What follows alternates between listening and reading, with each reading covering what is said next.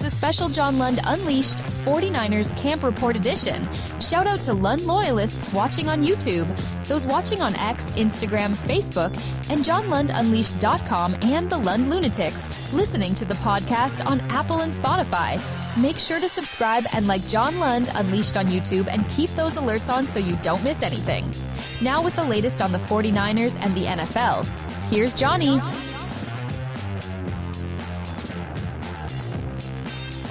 What's happening? Long time no see. Thank you so much for joining us for episode 221 as we go into the last week of Niners camp and a ton to talk about. It always seems like we're talking about injuries, and now, of course, it gets to the phase when the Niners have these injuries, and under Kyle, they have a lot of them. Why did they get so many injuries? The training staff, all that kind of stuff. So we shall discuss. Ton to get to today. We appreciate you hanging out on a Monday, as you can see right there on the chalkboard, episode 221. I'll go through that in a second.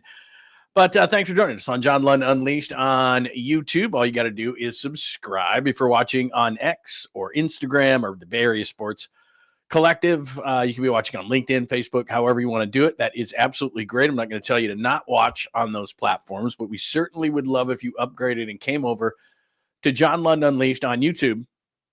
And you come on over here. There's a great chat room. We have a tremendous community with a lot of fun people, and we just sit and we just talk and put sports in their proper perspective. But we put stuff out there during the day, so make sure that you not only subscribe to John Lund Unleashed on YouTube, but keep those alerts on so that you know when we're going to be on, and we're not just on when we're live. We have other stuff as well. And then, of course, hit the like button so that the algorithm says, hey, not a half bad show, and we can grow the community. That's all that we ask for, all of this fun entertainment and information and such that we give you on John Lund Unleashed. So thank you so much for joining us, and we will start recapping a little bit of Saturday, but injuries and what's ahead this week, what to watch for, all those kind of things as the Niners have the Chargers coming up at Levi's Stadium, and then they get a week, well, not off, but then you get a week before you go to Seattle for week number one. And the question is, and you saw the beginning is, can they be healthy for week one? I wouldn't play anybody. I told you I wouldn't have played anybody against the Raiders.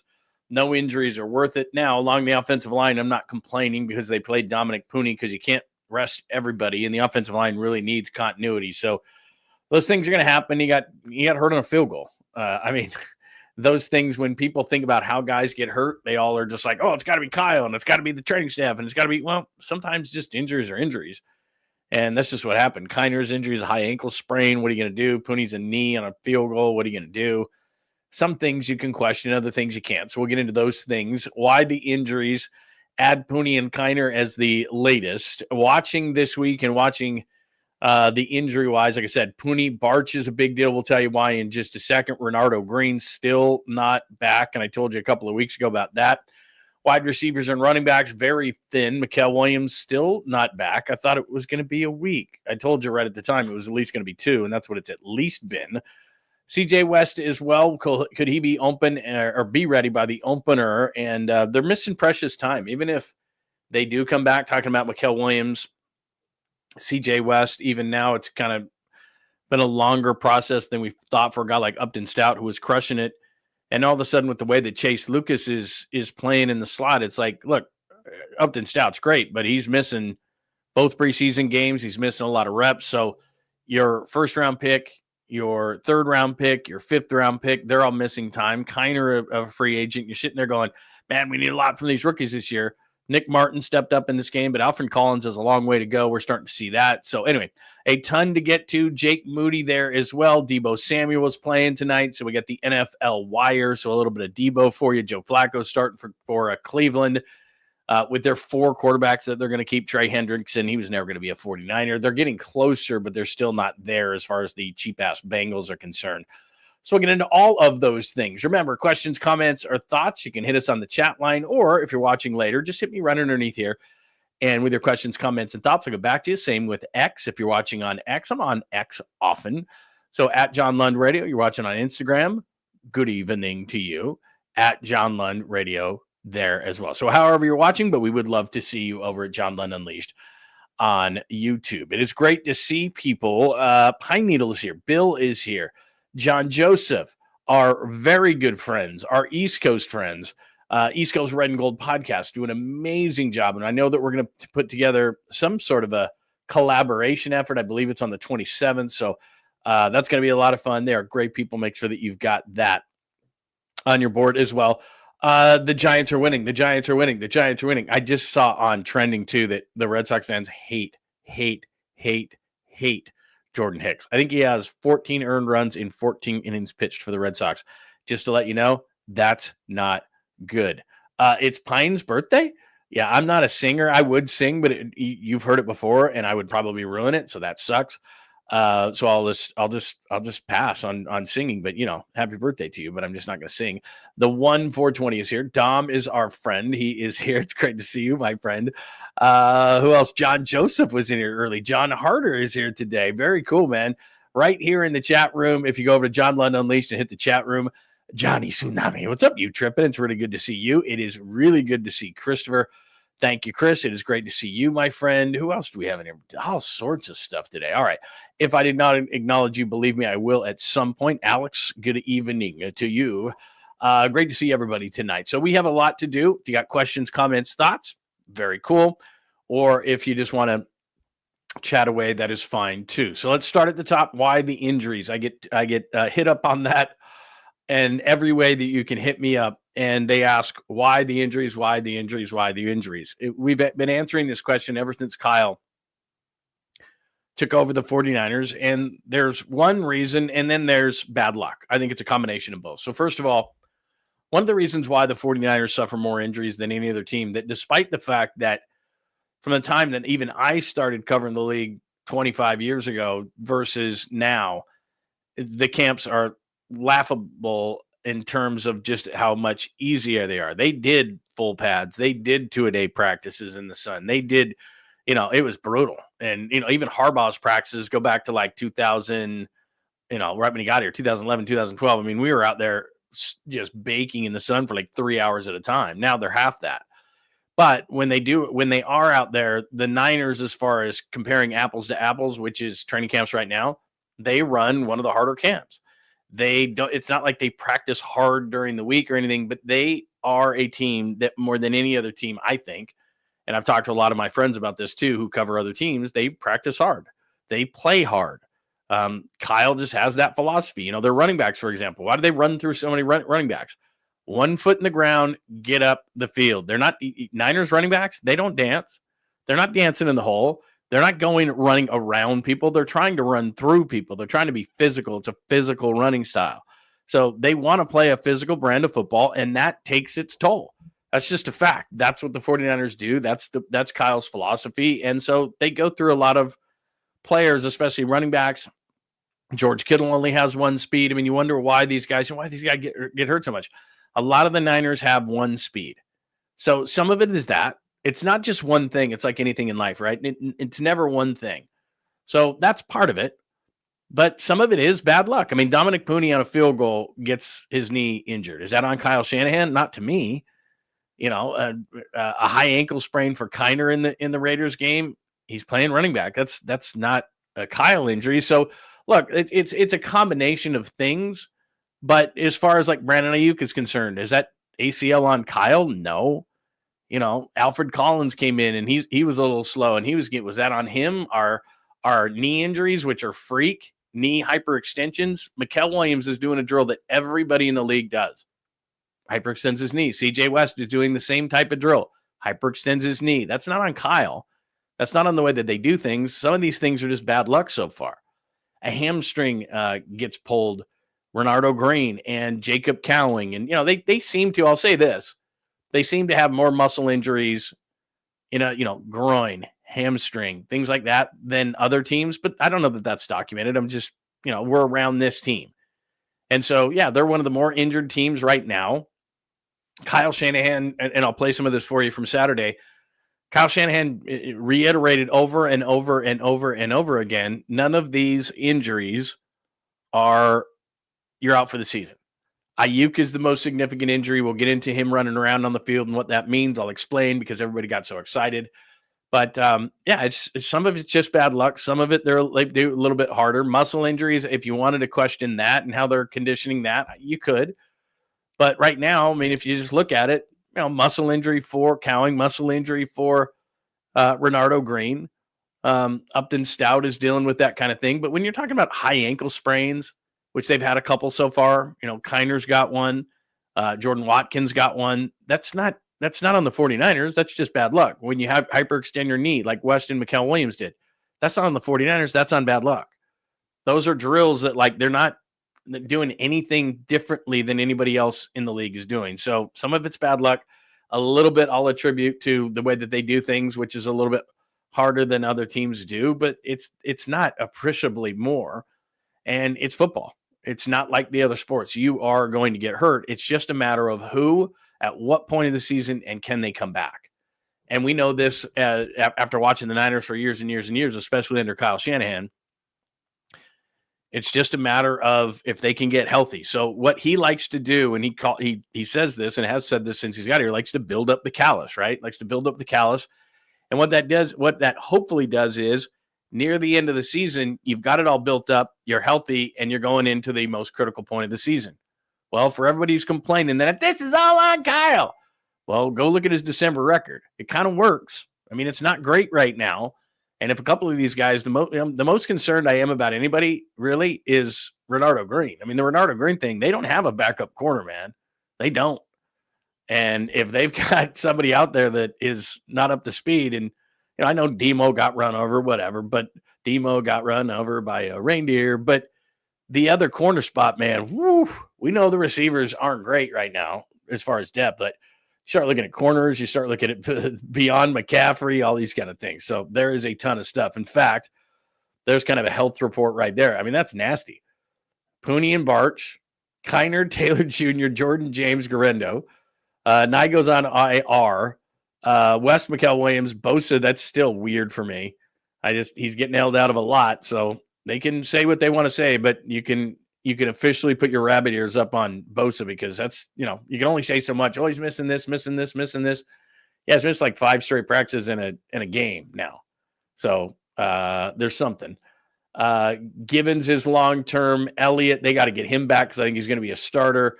Gross Matos, I thought he was going to be back sooner, but he might be a pup guy. That's why I put that there. Ayuk, 10 to 12 is probably too long. He's going to be on the pup for the first 4. I'd say maybe week 6. Watkins, the high ankle sprain. Juwan Jennings, that weird situation. Cowing coming back. Pearsall's fine. And then in the secondary, Trey Brown, add that on there. Lenore's fine. Grant, Pinnock is kind of a concern. And then throw on there Renardo Green as well. So, I mean, that's a boatload of injuries at this point of training camp when you should be able to control a little bit more of what's going on. So here's Kyle on Saturday night with the major injuries after the game. Never returned. It'll be a few weeks, possible PCL. Patrick Taylor dislocated a shoulder. He'll be out a couple weeks. Corey Kiner had a high ankle, most likely high ankle. Same thing with him. Go ahead. All right, so you go. There's Kyle talking about all the injuries, and we do this all the time, and I wish we didn't have to because I didn't want to start the show with the injuries, but that's the number one thing going on with the 49ers right now.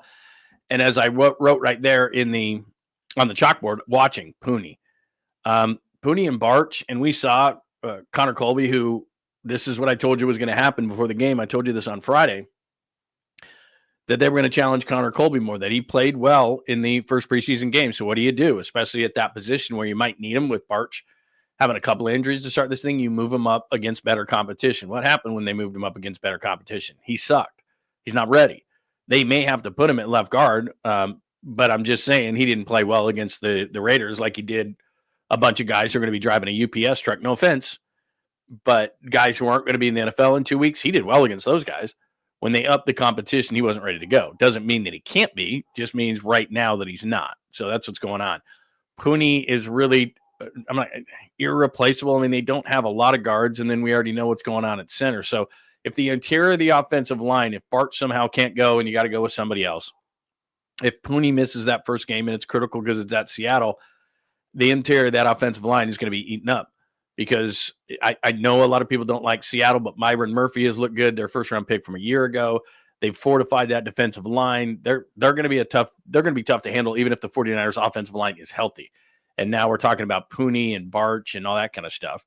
And then on the other side, I've already told you, Renardo Green, that one scares the hell out of me because nobody has stepped up and shown depth at corner to me. I mean, there was a couple of guys, Jacob Robinson, he's undersized, but so those are the guys that I'm watching. And then, of course, wide receivers, we talked about it a million times, not going to do it again. Running backs, really the only healthy running back right now is McCaffrey, and he's fine with that, but you don't want that. And then, like I said, they can say all they want about it's just a hyperextended knee, but McKen Williams isn't back. And it's been now a couple of weeks. CJ West just hyperextended his knee. That's probably going to be a couple of weeks. So we'll see on those two guys. Now, that's all the bad stuff, right? Those are the injuries and all that. And I don't really want to talk about it a ton, but it has to be talked about, and that's where everything is. Now, from Saturday night, the good and the bad, there's no doubt that I don't know, maybe it's not the number one good, but certainly if I'm a 49ers fan, I feel great about this. The connection from offseason to now, and yeah, there was a little hiccup because Pearsall was banged up a little bit at the beginning of camp, but you can tell that Brock Purdy and Ricky Pearsall are starting to cook. Here's Brock talking about it post-game. Just to be able to go live against another defense in a game situation, and I mean, obviously we have them in our playbook to, hit him on certain things, but the defense obviously has to give us the right looks for that and stuff. But I thought he did a great job overall, like just getting him the ball in some space, and there were certain routes, all the routes that we threw to him were a little different, but it was cool seeing him being able to work each one differently, and each route was different based off of like coverage and the look, and so I thought it was great work for both of us to get in some live action and be able to connect on that in the heat of the moment, which was awesome. So we're just going to continue to build and get better together. And but I definitely thought it was great just working with him this off season and everything, and camp, and then finally going out in a game situation and seeing the results, which was awesome. So I've said this forever, that people think that maybe the off season or certain times are overrated in getting on the same page. You can tell that it's almost a telepathic thing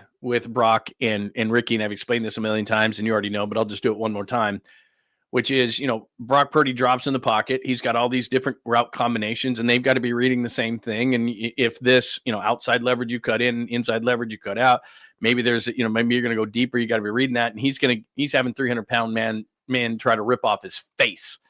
And he's got to make those adjustments in real time. And so when you've worked that way and you have confidence that Ricky's going to be in a certain spot, in the video that everybody's showing around, he threw Ricky open in the middle of 3 Raiders defenders. And if you don't have confidence in the player, in the receiver, and you haven't worked together enough, you're not throwing that ball, because you're thinking to yourself, well, if Ricky's not where he's supposed to be, the ball's getting picked, so I'm not throwing it. But you can tell he's on that page, and they're telepathic at this point. So that is a huge thing. And if I was going to take one thing, and there were better things out of it, but I was going to take one thing out of that game from a positive standpoint, it's Brock. It's Brock to Ricky Pearsall. So stay healthy, Ricky. And then, if Jawan Jennings can come back, and we're still not hearing anything on that, but okay, Jennings, Pearsall, maybe it's Gage, maybe it's Hodgins, maybe it's, whoever is healthy, that becomes the third. And then you start thinking about it. Okay, McCaffrey, Kittle, like they'll have enough. It's just, they'll be short a receiver. And then when Ayuk comes back, think about that. Ayuk, Pearsall, Jennings, they go from all of a sudden one of the most questionable wide receiver cores in the NFL to, if it's Ayuk and he's playing like he can play, with Pearsall, who we're starting to see the connection between he and Brock and all the work they've put in the offseason. And then Jennings, who that's really his best role. He's not best as a 1. He's best as a 2 or a 3. And now the defense is going, damn, we got these 3 wide receivers to deal with, and we got McCaffrey in the backfield, we got Kittle. We're like, Now, that's not going to be the beginning of the season. But if you've got a number 1 receiver that you at least have to keep your eyes on, like right now, in a few weeks, Seattle's thinking to themselves, okay, is Pearsall somebody that we at least have to, not necessarily put a safety over the top, but is he going to kill us if it's one-on-one coverage? Because remember, they use Witherspoon, their best corner, in the slot most of the time. It's kind of an unusual setup. Tariq Woolen's in a final year of a contract. He's super fast. He's going to be a guy that's going to be out there as well. But, can Pearsall at least make the defense kind of keep their eyes that way to open up a few things for other guys? Maybe.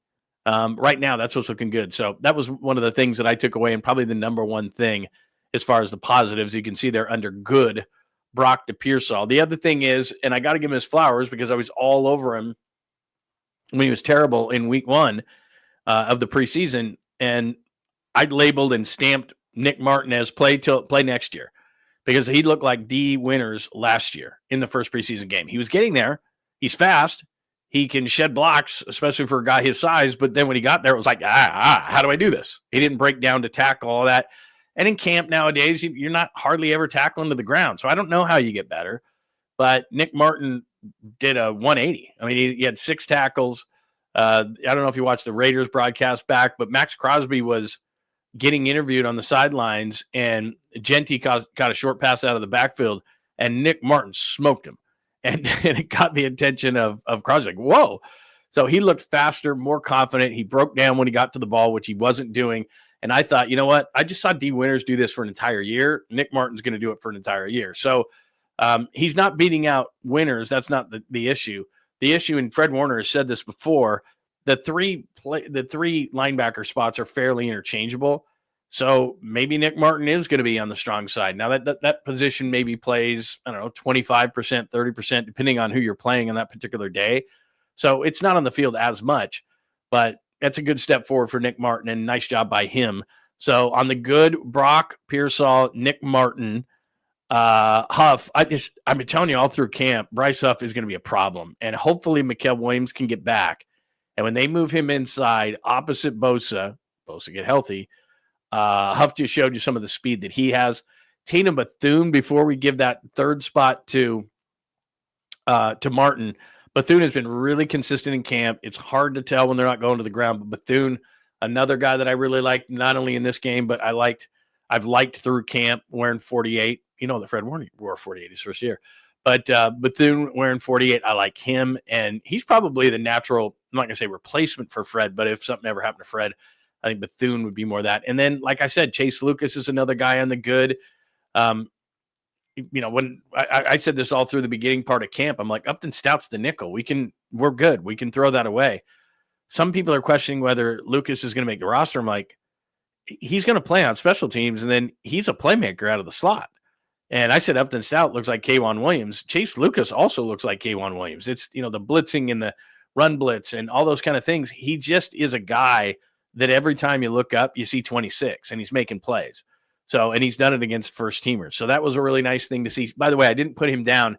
Siegel is starting to show. Now, again, lots of guys can go forward. And the most impressive part of Marquis Siegel, the rookie out of Kansas State, lots of speed, lots of athleticism.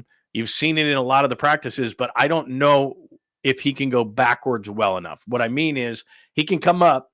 We've seen him. He can hit people. He's fast. He reacts quickly. He can get through traffic. But at the safety position, that's all good. That's all well and good. But that's what Malik Mustafa does. He can do that. He can hit. He's good against the run. Jared Brown is probably better against the run than the pass. So you've got a bunch of these kind of safeties, and I like Siegel. I do. But it's a bunch of guys who are really good against the run. They need somebody who can go sideline to sideline as far as a safety is concerned. So that would be my concern, but it's not Siegel's fault. When they drafted him, they knew what they were getting. He's definitely more of a hitter than he is a cover guy. And I could see him doing really well on special teams depending on how things go. But again, Pinnock was a guy that I wasn't overly excited when they signed him because he's more of a special teams guy. But by default, with Mustafa out, we thought, okay, well, he's going to be the starter. Well, he's kind of banged up, and all of a sudden you're seeing 36 running all over the field and making lots of plays. So, Robert Saleh said this right at the beginning of camp. Safety position is wide freaking open. And this kid seems to be making headway. Now, remember, when they do these press conferences, just to give you a little insight here, they're not going to light up rookies. They're not going to say how great rookies are. They're not going to blow their head up. Now, Upton Stout they have because they said he's made of something different, and he's going to keep working. But a lot of these rookies, even if they're playing well, like I'll give you C.J. West for a perfect example. That first day in pads when he was wrecking people, we all ran into the auditorium where they have the post-game or post-practice press conferences. And Robert Saleh was on the podium that day. And we're like, C.J. West, what do you think? And he's like, yeah, we'll see. We'll see. And we thought he was going to be like, oh my God, this guy. So they are careful in their praise for rookies because they don't want to act like a rookie's made it when it's training camp because lots of things can happen. So like Upton Stout, for example, it's not that he's doing poorly. He's not. It's just he's not playing. And so here's Chase Lucas making plays in the first 2 preseason games, flying all over the place. And it's like, Stout's really good, and I know they trust him a lot, but if you miss, 10 days at camp, that's an issue. Mikael Williams missing camp, West missing camp. Stout missing camp. Jordan James missing camp. Collins already being behind. Like these rookies, I like some of these guys, but what starts to happen is you have to stamp them for next year to really make a huge impact because they're not getting into camp. They're not, or they're getting hurt in camp or whatever the case may be. Or in Collins' case, he had to catch up in camp. Like Collins, again, watching the offensive and defensive line sometimes just directly staring at it. I understand you're not doing that. You're going with the ball. But Collins got moved back against the Raiders, and that's not a great offensive line. And he's going to take a minute. Like if I was going to look at their defensive line rookies, Mikael Williams was coming on. CJ West looked awesome. I think those guys are going to contribute. We'll see what the Hulk does. Valdez, again, there's been how many millions?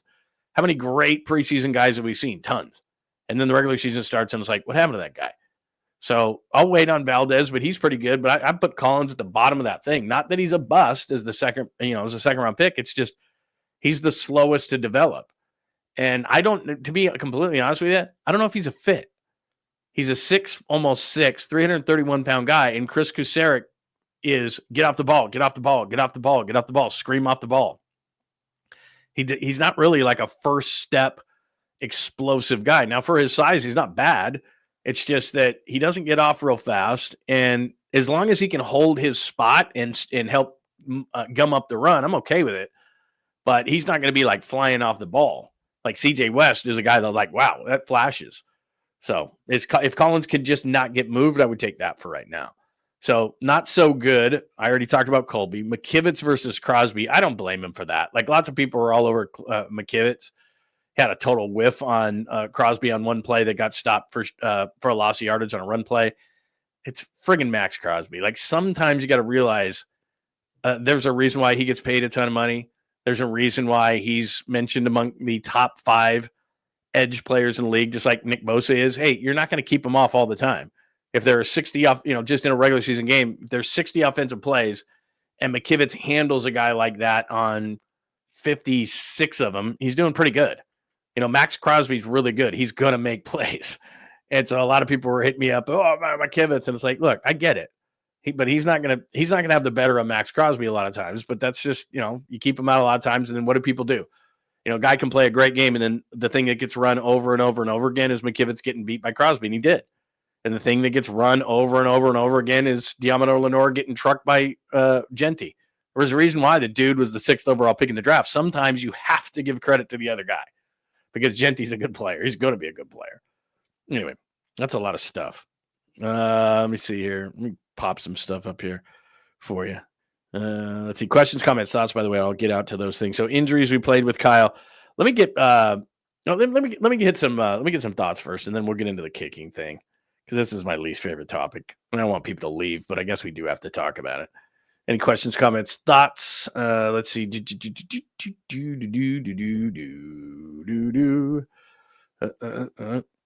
right. Eric, good to see you. Vincent, hello. You're talking about Jordan Watkins. I like Jordan Watkins. Good stuff. Shannon's been more measured.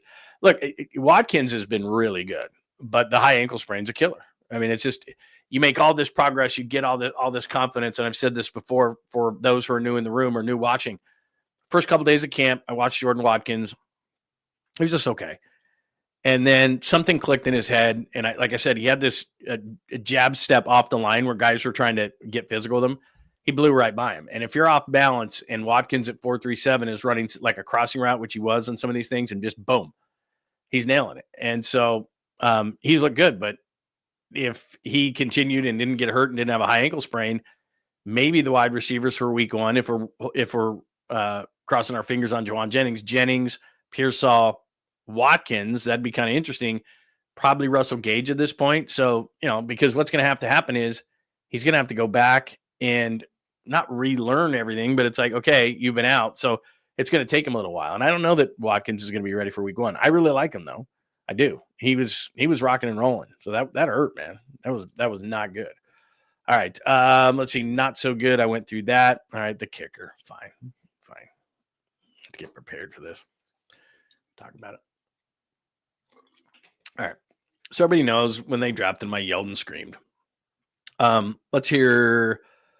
Okay. Here's Kyle after the game talking about Jake's night in Vegas, or Jake's day in Vegas. 5 and hit in a 59-yarder and a 50-yarder and the game winner from 59. Hold on a second here. Yeah, I think going 4 for 5 and hitting a 59-yarder and a 50-yarder and the game winner from 59. I think that was a hell of a day for him. So I thought he kicked his ass off and gives us a lot of confidence. So there you go.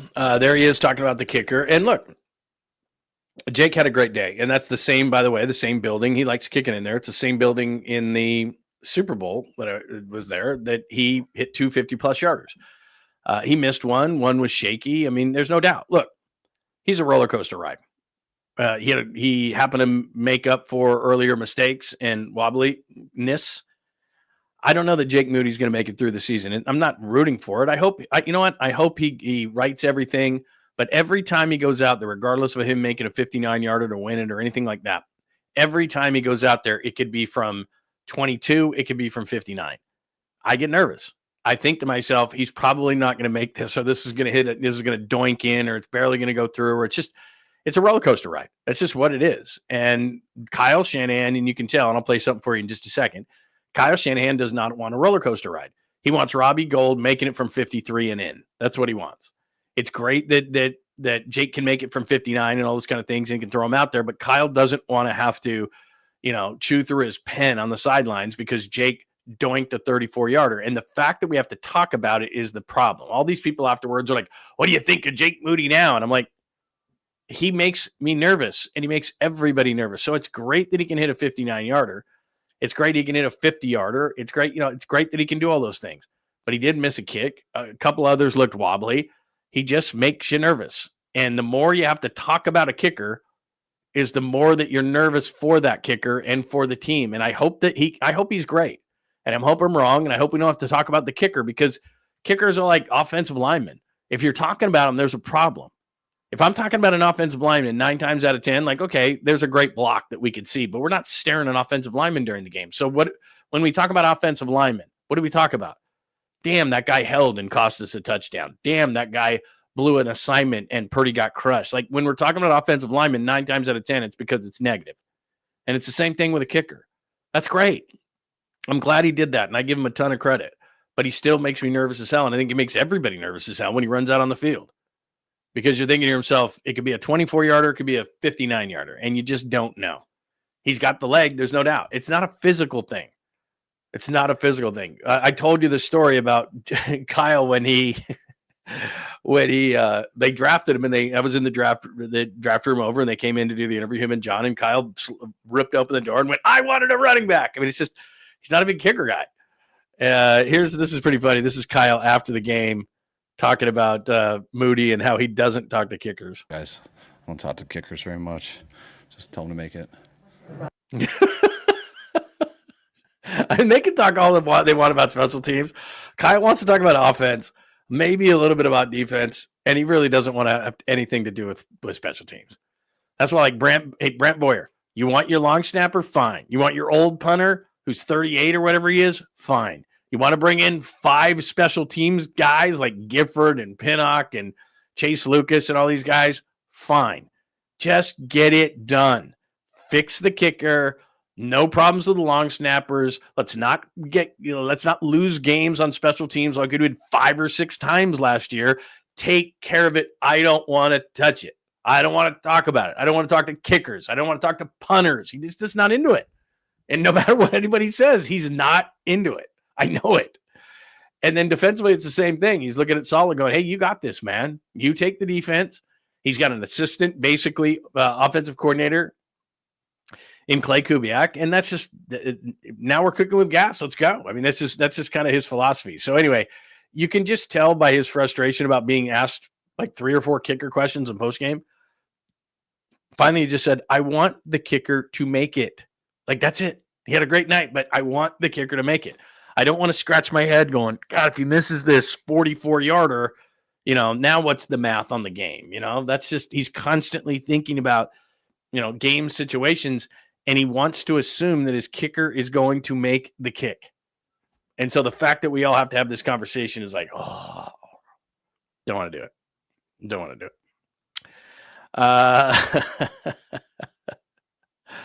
it. He's a great American. I love your beer, by the way. I did used to back in the day drink Black Label beer. Very, very bad hangovers. I like John Feliciano. In fact, I've told this story before. Papa and I at the Super Bowl in Vegas, of all the interviews we did, Feliciano was probably the best one. And Pop knew him on the Raiders too. And he could be a nasty dude, but he could be one of the coolest dudes too ever. Yeah, look, he can play center or guard. They need depth along the offensive line. If Barch is out for any extended period of time, if Don McPooney is out for any extended period of time, you could do a hell of a lot worse than putting John Feliciano at guard. I'd do it before I'd put Burford back in there at guard. So, yeah, and he's a guy who, like he said he's retired for 27 or 28 teams, but he'd love to come back to the 49ers. So I'd keep an eye on that one because he's not a guy that's not going to be able to, he's a street brawler. You put him in the lineup, he's just going to be nasty. So, anyway. John says on, let's see, hang on a second. Oh no, we're not taking another kicker. I'm not even going to put that on the board. If you say that we're going to take another kicker, they're never doing that again. It was hard to get Kyle to take the kicker. Believe me, they're never taking a kicker again. Ever, ever, ever, ever, ever. No chance. Let's see. What else do we have on that? All right. Let's get it. That's good. All right. So why the injuries? I told you about that. Add Pooney and Kiner from Saturday night. Watching the injuries for these are the most important ones. Pooney, Barch, Green has got to get back this week. They go back on the field tomorrow for practice. If you're going to say a prayer tonight, if you say prayers at night and you add the 49ers to the prayer, please make sure Renardo Green is on the field, Lord, tomorrow because nobody has stepped up as backup corners. Wide receivers, running backs, running backs, you can add that to remarkably thin. Williams, you've got to see him back. Mikael Williams has got to be back this week too. He doesn't have to play in the preseason game. You just want him back on the field a little bit. The good from the game, Brock DePersall by far number one. Nick Martin establishing himself. Huff looked great off the edge. Like Bethune, like Lucas, and I'm not cracking the door open quite yet on competition at the nickel, but Upton South's got to get back, man. He's got to get back because I thought that was that thing's done. Why do we even need to talk about it? But I know Lucas has played well, and when you're injured, it's like, okay, well, is this guy going to come back or what's going on here? So that's an issue. People that were hitting me up, Colby, obviously, McKivitz versus Crosby. What are you going to do? Health at running back, O-line, and Alfred Collins is just a little slow. And then we talked about the kicker, unfortunately.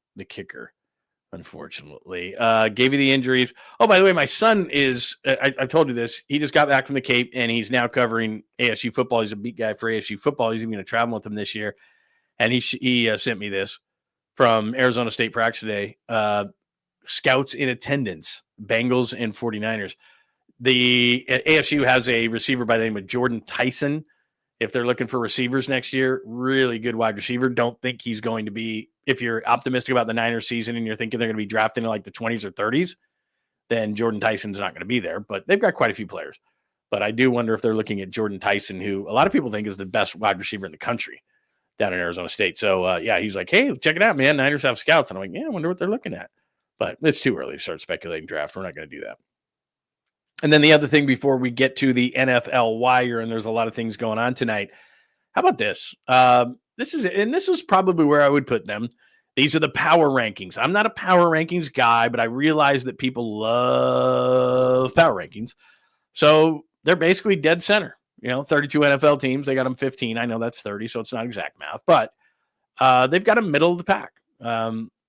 They've got by the way, in the division, they only have the Rams ahead of the Niners. They have the Seahawks and the Cardinals behind them. But this is kind of interesting. And Nick Wagner writes these, and Nick is awesome. Covers the Niners for ESPN. He says, who's under the most pressure? Wide receiver Brandon Ayuk.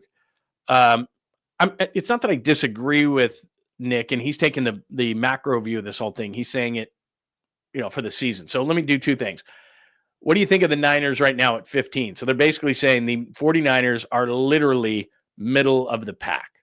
32 NFL teams, they got them 15, middle of the pack. What do you think of that as far as the 49ers power ranking is concerned? And then he talks about Brandon Ayuk under the most pressure. I'm not sure that I would say that. I mean, I guess everything has to line up behind the quarterback because I do think that Brock is going to have and we haven't talked a ton about Brock because Brock's Brock and he's going to be good. Brock is under a lot of pressure, I think, from last year because he had to do so many things to try to make up for all the shortcomings on the offense, from Trent Williams being out to Ayuk being out to McCaffrey being out. I just felt like Brock Purdy was trying to do too much. And one of my concerns this year is if the receivers, if Jennings isn't back, if they have to go with a skeleton crew for the wide receivers in week number 1, is he going to be trying to do too much? Because he's not going to be on the same page as some of these guys. Even right now, people assume that when Ayuk comes back, Brock's going to be right on the same page. After all, they've played together for a couple of years, but Ayuk hasn't been back for long. And so that's going to take a minute. And they didn't throw together in camp a lot last year because Ayuk missed camp. So he's missed camp basically 2 years in a row. They haven't had a lot of time to throw together. And I know they've played a lot of games together, but that's going to take a minute. And then Jawan Jennings, and I've told you this before, it's more contract than calf. Might be a little of both, but it's more contract than calf. They wouldn't have thrown together a whole lot either in the offseason or in training camp. So that's going to take a minute. So look, I think Brock is going to take a big jump, which is why I'd put him, are they 15? Good. I love when my team's underrated. So just keep that in mind. Don't put me at 1. Don't put me at 5. Don't even put me at 10. Good. Put me at 15. Let teams underrate me and that'd be great. But that part of it's going to take a minute.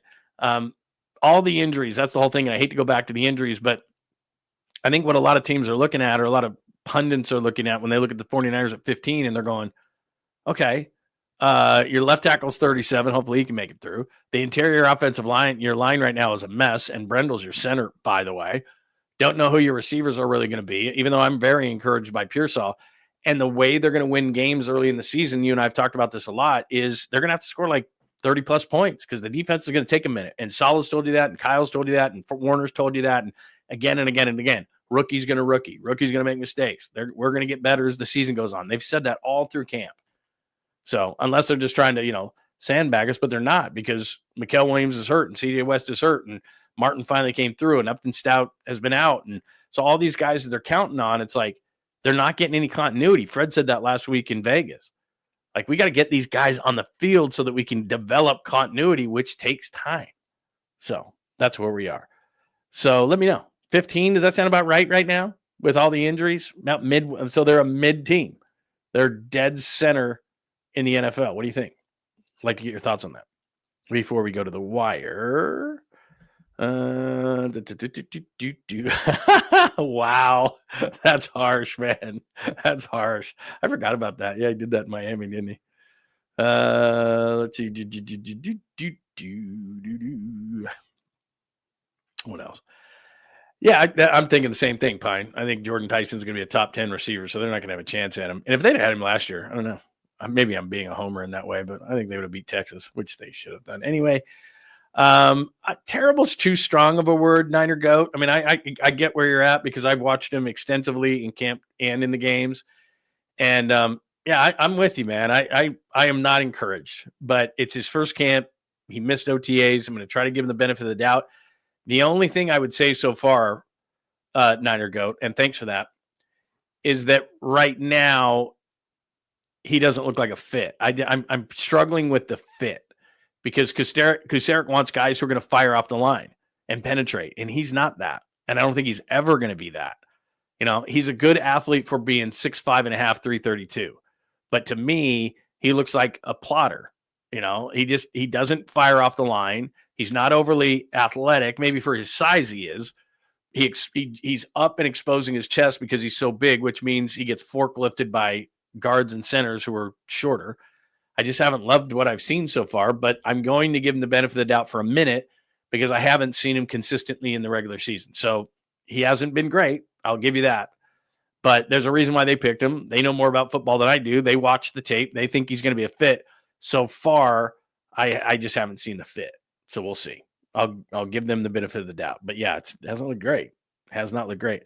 Hi, 49ers Red Zone. Good to see you. Scott, our good friend, is here tonight. Very, very nice to see Scott tonight. Very cool. We're getting a lot of people in the room tonight. And again, come over to John Lund Unleashed on YouTube. Let's talk some Niners tonight as we're getting some stuff through. Good to see you, Big Brick 84. Very nice to see you, my friend.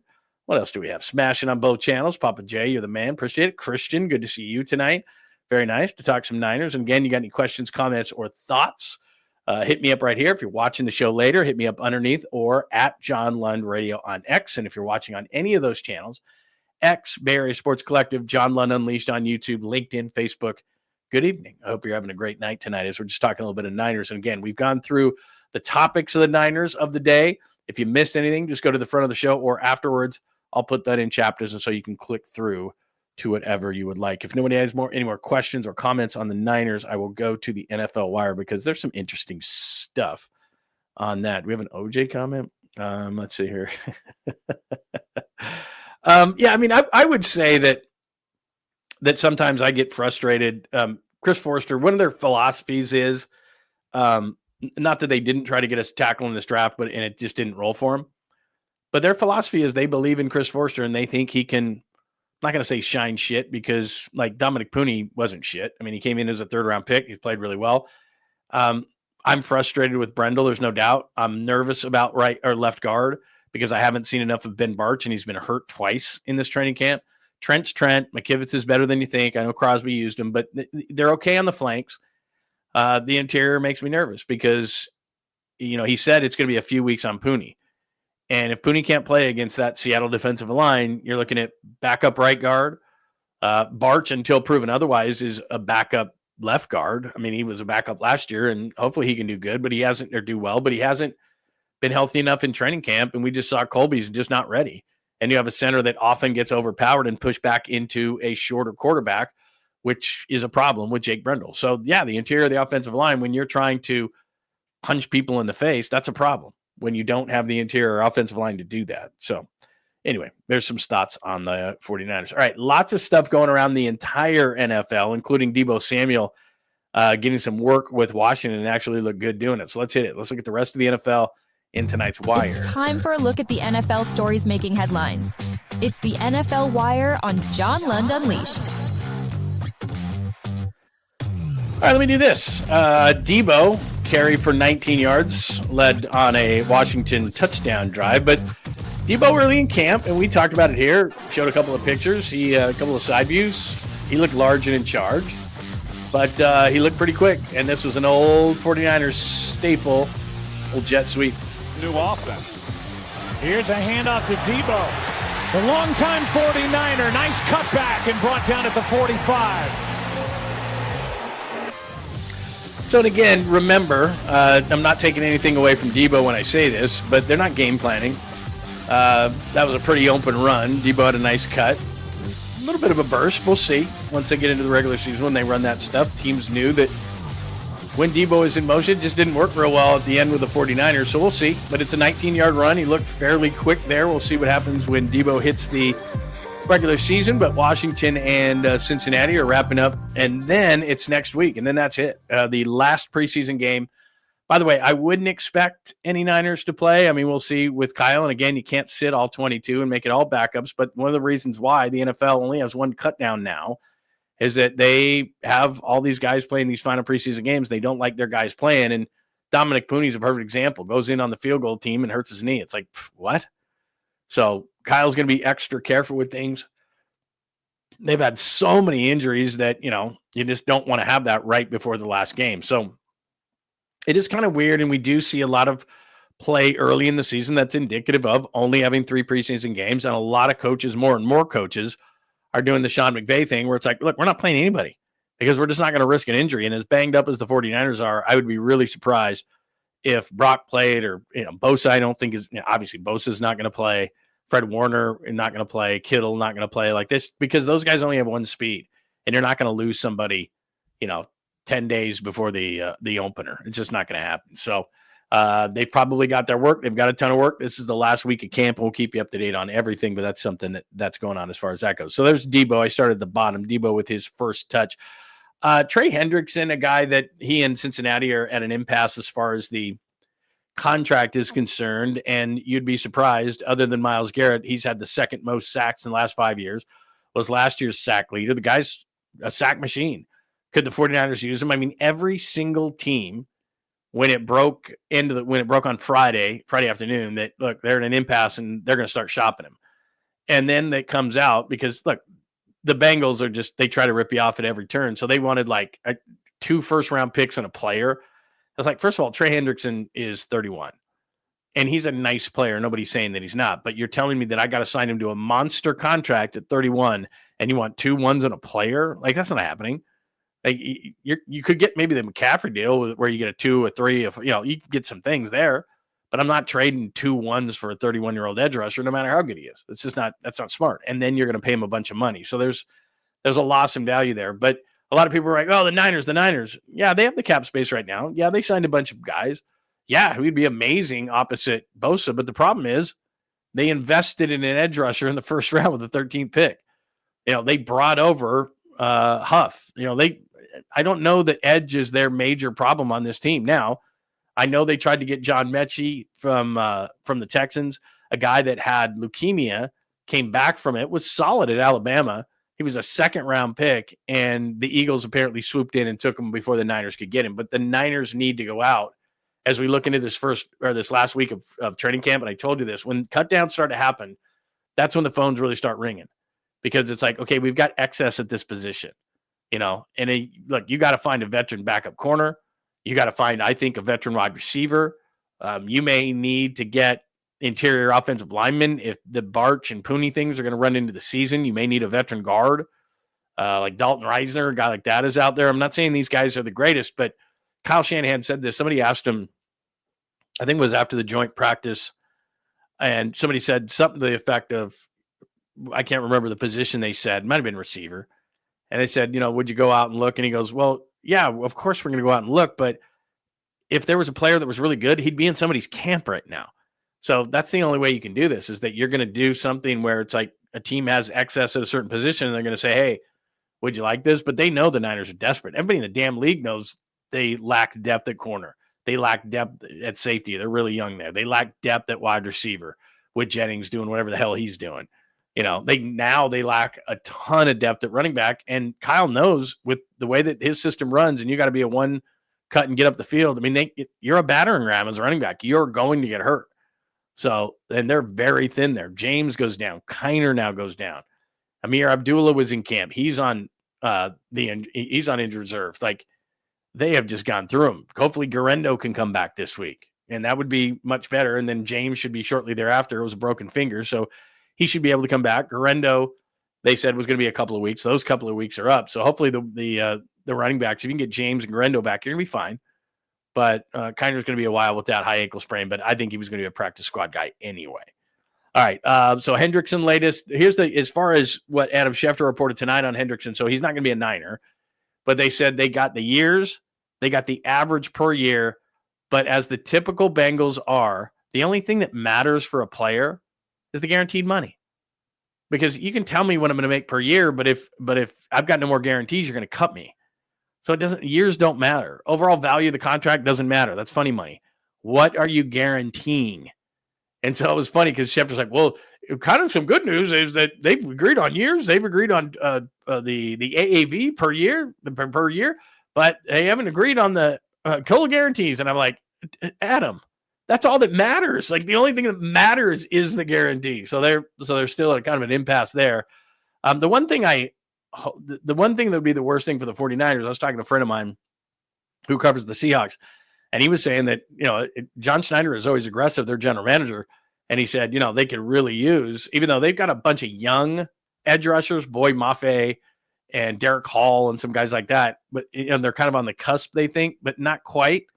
And so if they moved, one or two of those young guys, like Maffe's in the last year of his contract, they moved him and a pick to Cincinnati, even if it was a 1, I'd be like, damn, you're going to put Hendrickson on that team? So just hope that Cincinnati and Trey Hendrickson get to a deal, because you don't want him coming anywhere near this division, or the Rams or something with him on one side and Verse on the other. Like, no. You don't want him in this division. So there's that. And then finally, Joe Flacco, 40-plus-year-old Joe Flacco, is going to start for the Browns. If I'm a Browns fan, put yourself in the shoes of a Browns fan. I know you're frustrated with all the Niners injuries and all those kind of things, but put yourself in the shoes of a Browns fan. They've never been to a Super Bowl. They've generally sucked, at least in my lifetime, forever. They make horrible decisions. And so you draft a quarterback in Dylan Gabriel in the 3rd round. You draft Shedeur Sanders in the 5th round. You bring over Kenny Pickett, and then you have Joe Flacco, who's 40-plus years old. You're not going anywhere this year. Why not play one of the young quarterbacks? Why not get a pick for Joe Flacco, who would be a really good backup on a lot of teams? And yet they're going to go with 40-year-old Joe Flacco and try to win games. And I get it. You're trying to win games, but you got to play your quarterbacks. And Flacco's probably going to play the first few games, and then Cleveland's going to suck. They'll get off to like a 1-4 start. And then they'll go, well, we got to play one of these young guys. And I don't know if it's going to be Sanders or Gabriel, whatever, but they put a 3rd round. I mean, these are guys who could be starters on your team. They got a 3rd rounder in Dylan Gabriel and a 5th rounder in Shadur Sanders. And Joe Flacco's the starter. Like, I'm just like, and you're not going anywhere. If that was my team, I'd be like, look, play the young guys, man. Let's see what we have here. Let's see if one of these guys is it. Because here's what you got to figure out if you're Cleveland. I don't know if they're going to be this bad, but there's a handful of good quarterbacks coming out next year. You got to decide, man, can either of these young guys that you pick play? And if they can't, why'd you pick them? Why'd you use draft capital on 2 quarterbacks, one in the 3rd and one in the 5th? It's crazy. Certain teams, oh my God. Like, I get it. You get frustrated with the 49ers sometimes. Not like that. I mean, that's horrible. That's just like, come on. If you're a Cleveland fan, I'm starting Joe Flacco. Look, Joe Flacco's fine. He's a nice backup quarterback in this league. He might be the best backup quarterback in the league, but he's starting for your team. I was thinking about that. I'm like, what if Joe Flacco was starting for the Niners? How pissed off people would get. Look, if he was the backup to Brock, that's different. But it's like, no, this is the best quarterback we have. And it's like, oh my God. Hi, casual. See, it always comes back to Jake Moody. Always comes back to Jake Moody. It always does. All right, that's your NFL Wire. Hendrickson latest. Flacco's going to start for Cleveland. Debo got his first touch. Do you want to see that? The new offense. Here's a handoff to Debo. The longtime 49er. Nice cutback and brought down at the... Oh, shut up, Joe Buck. That was bad defense by the Bengals. I'm not giving him any credit. Yeah, it depends on it. Is Stafford going to play or not? I mean, Stafford's really good, but I've been telling you this for weeks. I know he was out on the field today, but we'll see. We'll see on that. Because look, that's the division. If Stafford plays for the Rams, they're the favorite in the division. If he doesn't, they might be 3rd place. Honestly, that's how, their defense is really good. They got a bunch of young players, but you know who their backup is? It's our guy, Jimmy Garoppolo. I'm sorry. That's not winning the division, but we'll see. That's it. I knew when I played that, I knew there was going to be a Joe Buck. Hold on a second. Where is it? I knew there was going to be a Joe Buck comment. I knew it. Let's see, what else do we got? Stuck with Moody. Let's see. Anything else here? That's funny. All right. Let's see. Can I do what? The new NFL Focus is going to make a segment for our guy, Christian, and his out in New Jersey and his Cowboys. Yeah. I mean, look, I've talked a ton, and questions, comments, thoughts. I'll talk anything about the NFL, the Niners, the NFL, whatever. It's all one big thing. I told you this as far as the Micah Parsons thing. I talked to a lot of people. I worked in Dallas. I know a lot of the guys who are on the beat for the Cowboys. This is the same thing every year. CeeDee Lamb gets done late. Dak gets done late. They're playing the Eagles in the opener. If he signs Micah Parsons too early, then it's all about the Eagles and how great they are, and they win the Super Bowl, and that's his hated rival. He wants them to be talking about Micah as long as they can. I don't know if you saw him. I can't remember where he was last week, but he did an interview. It was like it's at the premiere or something, and he did an interview. And he basically said exactly what we all talk about with him, anybody who knows him.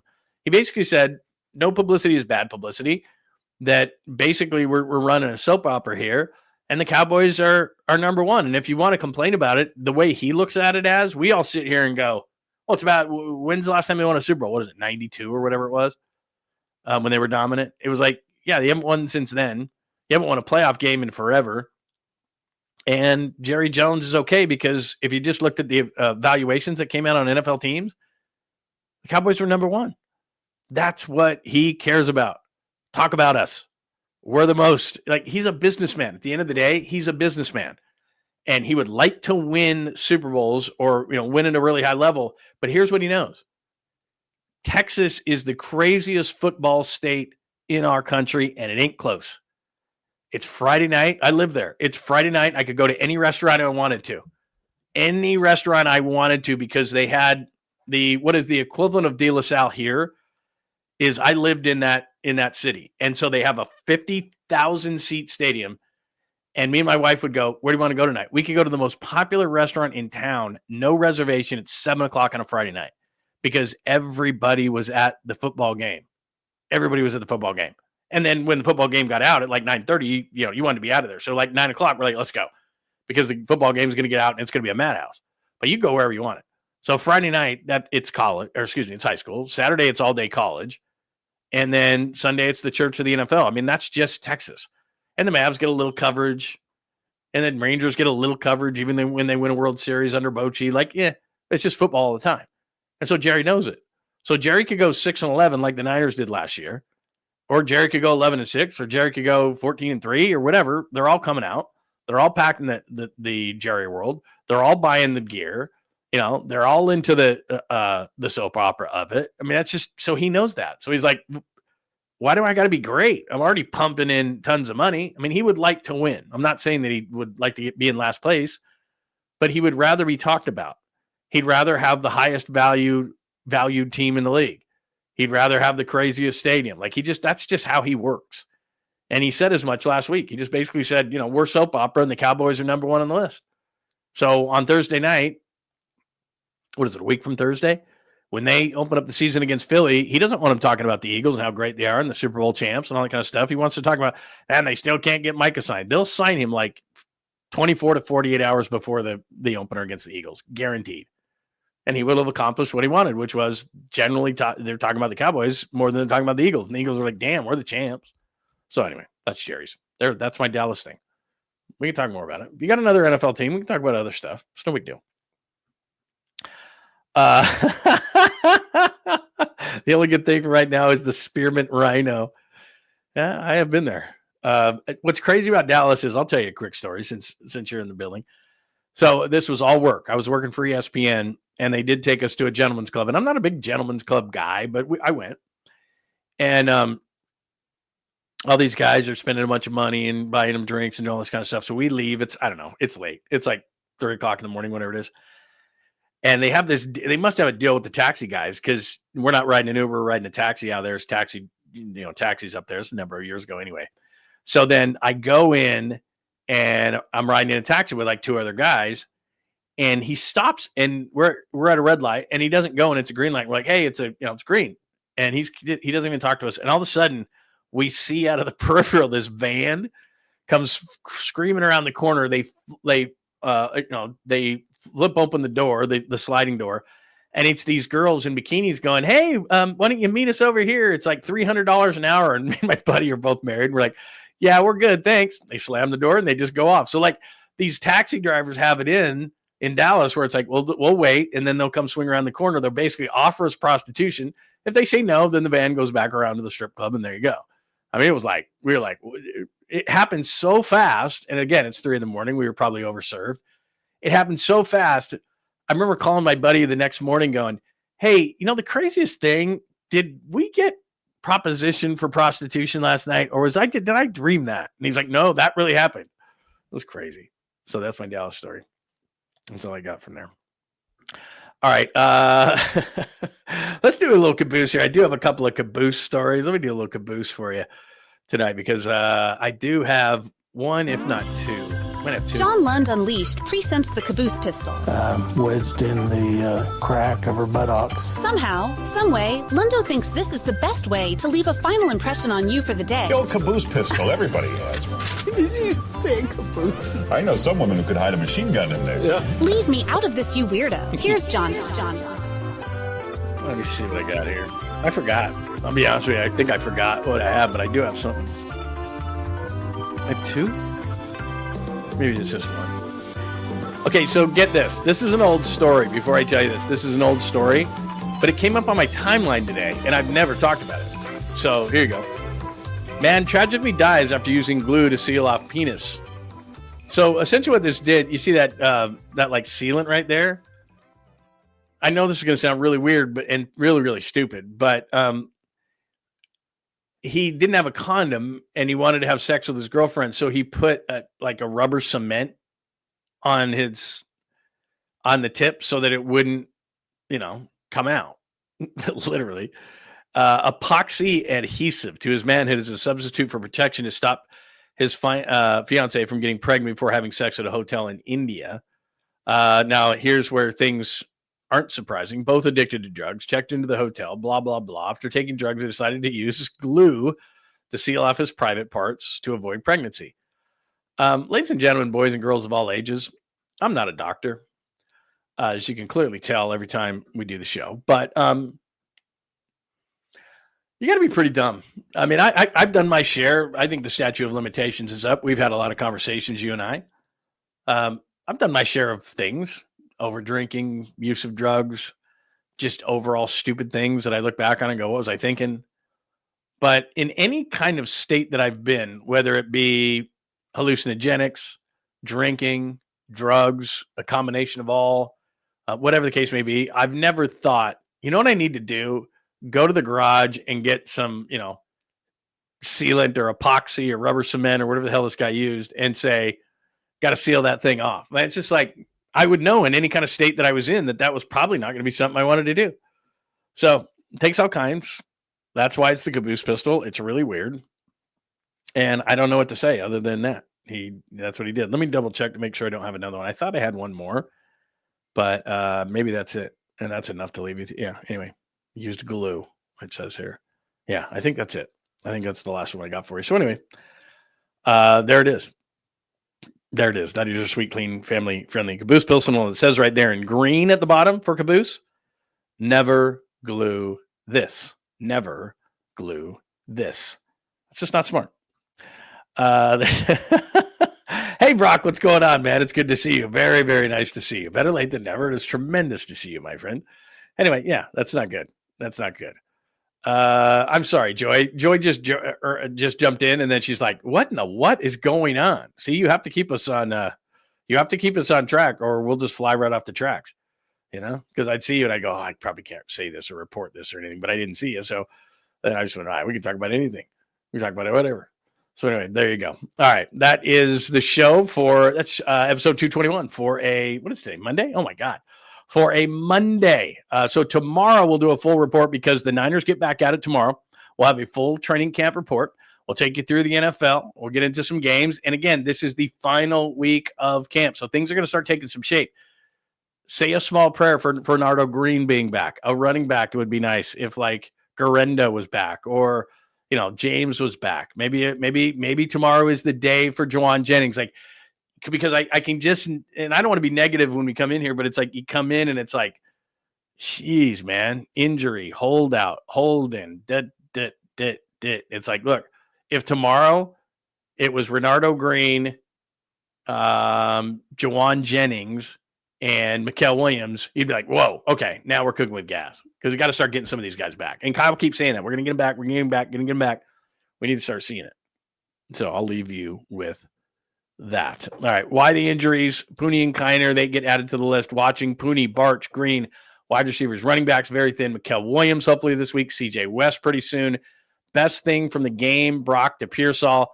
Nick Martin, got to give him some love. Huff was really good. Bethune, I'm really liking. Lucas, could he take that nickel job? I don't think so, but there's another guy that needs to come back sooner rather than later in Upton Stout. Not great. Connor Colby, McKivitz v. Crosby, health at running back, health overall. And Collins it's going to be a minute. It's going to be a minute. If I had to predict on the draft choices, some of them look really good. Great to see Martin bounce back, but Alfred Collins is going to take a minute. And then, of course, we talked about kickers, which we don't need to do anymore. Just make the kicks. Like Kyle Shanahan said, doesn't want to talk to the kicker, doesn't want to talk about kickers. He just wants him to make the kick.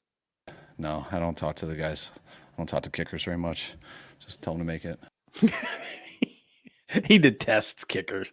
He hates kickers. Just make it. I don't want to talk about special teams. Do not want to talk about kickers. Just make the kick. We'll leave you with that. All right, tomorrow at 7 o'clock. Also, make sure you get those alerts on because we send out stuff throughout the day as well. If you got questions, comments, or thoughts, put them right underneath here. Or hit me up at John Lund Radio on X. Thanks for watching on Instagram tonight, the Bay Area Sports Collective, LinkedIn, Facebook. And again, please make sure you subscribe to John Lund Unleashed on YouTube. If you're watching on one of those other platforms, just pop over to here so you don't miss anything on YouTube at John Lund Unleashed. JohnLundUnleashed.com is the website. If you missed anything, podcasts, shows, blogs, social media links, any of those things. And then before you get out of here, make sure those alerts on. And please, before you leave, I only ask one thing, that you hit us with a like. That would be outstanding. All right, everybody have a wonderful, wonderful Monday night, and we will talk to you. Thanks for hanging out with John Lund Unleashed. We'll try to be better next time, though I wouldn't hold my breath.